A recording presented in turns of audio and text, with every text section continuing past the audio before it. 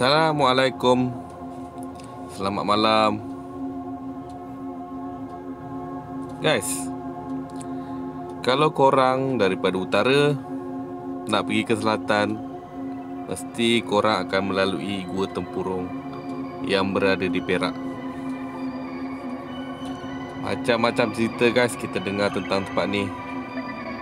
Yang paling viral sekali tentang kehilangan seorang lelaki yang mendaki Gua Tempurung ni. Sampai sekarang lagi tak jumpa. Dan macam-macam usaha yang dilakukan mencari, dan macam-macam cerita yang kita dengar tentang kehilangan tu. Malam ni aku ada dekat sini, dekat Gua Tempurung ni. Hujan lebat guys malam ni. Aku cuma nak cerita je tentang Gua Tempurung ni. Yelah, macam aku ni sebagai seorang pemandu lori, banyak cerita-cerita yang orang cerita, yang kita dengar tentang tempat ni. Aku dulu beberapa kali tidur sini kan. Bila aku cerita dengan member aku cakap, "Weh, gila kau, berani kau tidur situ." Aku tanya kenapa. Dia kata tempat ni memang keras. Tapi pengalaman aku tidur tempat ni tak ada apa-apa gangguan lah. Banyaklah orang cerita tentang tempat ni. Dulu tempat ni gelap. Termasuk jalan highway yang kita lalui memang gelap. Semenjak banyak kemalangan yang berlaku dekat sini, Kerajaan Negeri Perak memasang lampu. Dan mungkin dengan pasang lampu tu dapat mengurangkan kemalangan pada waktu malam. Okey guys, banyak orang cerita terserempak dengan entiti lah, terserempak dengan lembaga susuk tubuh manusia tanpa wajah. Macam-macam cerita lah kita dengar kan.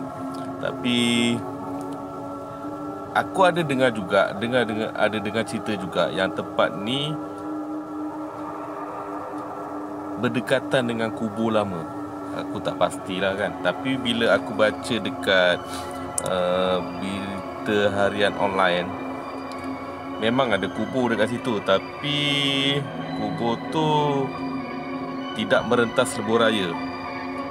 Bermakna masa pembinaan lebuh raya tidak mengganggulah kawasan kubur lama tu kan. Tapi pada korang yang lalu kawasan ni bila tengah malam, memang rasa lain macam lah. Aku sendiri akui lah kan, bila kita lalu tempat ni tengah malam dengan keadaan jalan yang kosong, memang aku rasa macam ada sesuatu yang lain macam lah. Itu bagi aku lah kan. Okay guys, kita nak kongsi-kongsi cerita lah tentang kemalangan yang pernah berlaku dekat Gua Tempurung ni kan. Pada tahun 2004, pengerusi DAP kapal Sing maut di tempat yang kita ada sekarang ni. Kemalangan tu tak silap aku, kereta yang dipandu oleh pemandu kapal Sing tu melanggar belakang trailer dan kapal Sing meninggal di tempat kejadian. Okay guys, pada tahun 98, 4 pekerja penyelenggaraan lebuh raya terbunuh dan 3 lagi rakannya tercedera parah setelah dirempuh oleh sebuah kereta di kilometer 300. Kejadian tu pada tahun 98 lah. Dan pada tahun 2007, 3 beranak maut apabila kereta yang mereka naiki terlibat dalam kemalangan semasa hujan lebat di kilometer 309. Time-time macam ni lah guys, hujan lebat kan. Pada tahun 2009 pula guys, seorang pemandu bas ekspres maut manakala 8 penumpang cedera apabila bas yang dipandu merempuh sebuah trailer di kilometer 305. Dekat-dekat guys, dia punya kemalangannya tak jauh lah kan. Pada tahun 2010, 3 orang terbunuh apabila sebuah MPV yang dipandu oleh seorang pemandu terbabas ke dalam gaung di kilometer 301.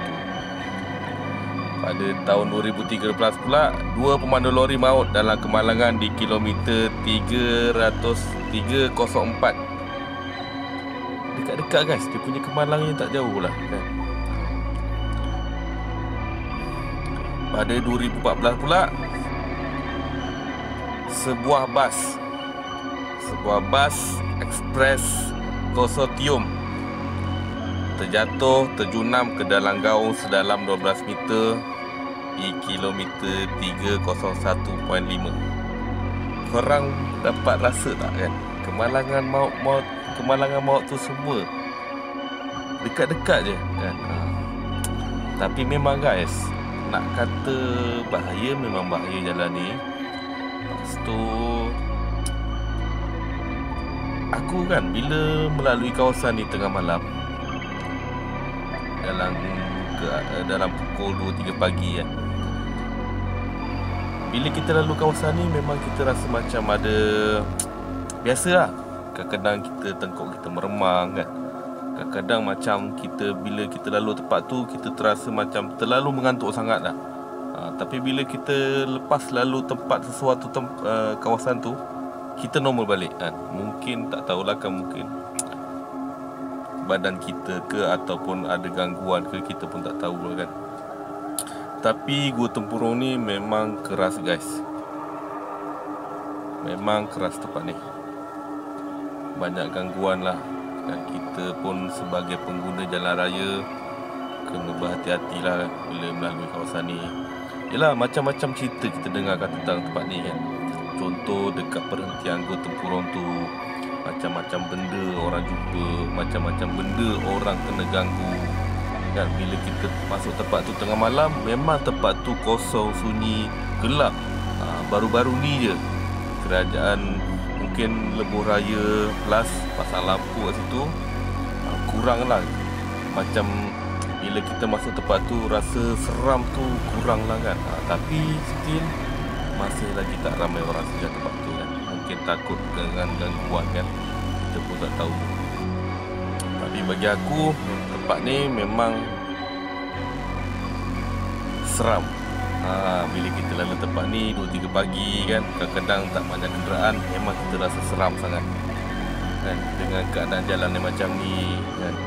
Apatah lagi bila waktu hujan macam ni kan, faktor jalan yang licin kan, kita kena lebih berhati-hati lah. Okay guys, korang tengok lah, bila dia sampai, kalau kita daripada mula kita mendaki Gua Tempurung ni, bila kita dah sampai dia punya puncak dia, bila menurun tu ke tapah kan, memang kawasan ni gelap. Banyak kemalangan yang berlaku kat sini. Contohnya kadang-kadang macam driver kan, langgar divider, terbabas, terjunam. Memang banyak kawasan terjadi kemalangan di kawasan ni. Korang tengok sendirilah, dengan keadaan jalan yang gelap, dengan keadaan jalan yang menjunam, punca lah, faktor lah. Lepas tu dengan benda-benda gangguan, mungkin lah kan, mungkin benda-benda gangguan tu mengganggu kita, kita tak tahu, Wallahualam lah kan. Tapi bagi aku, bila kita lalu tempat ni, memang kita ada rasa macam satu benda yang macam, yelah, kadang-kadang macam kita tiba-tiba kita relax, mandu kan, tiba-tiba kan tengkuk kita ni rasa macam meremang. Itu mungkin ada mungkin adalah sesuatu kan yang tak kena kan. Okay. Dekat berhampiran jalan ni kan, tak jauh, bila kita dah ada perkampungan orang asli sebelah kiri kan. Tapi yang kubur tu guys, aku tak pastilah kan dekat mana. Tapi bila aku baca dekat berita harian tu, memang ada cerita yang mengatakan lebuh raya ni dibina atas kubur. Tapi untuk ketua kampung, penduduk orang yang dekat sini lah kan, mengatakan masa pembinaan lebuh raya tu tak ada ganggu pun kubur lama tu kan. Tak kira macam tak ada langgar lah kan kubur tu kan.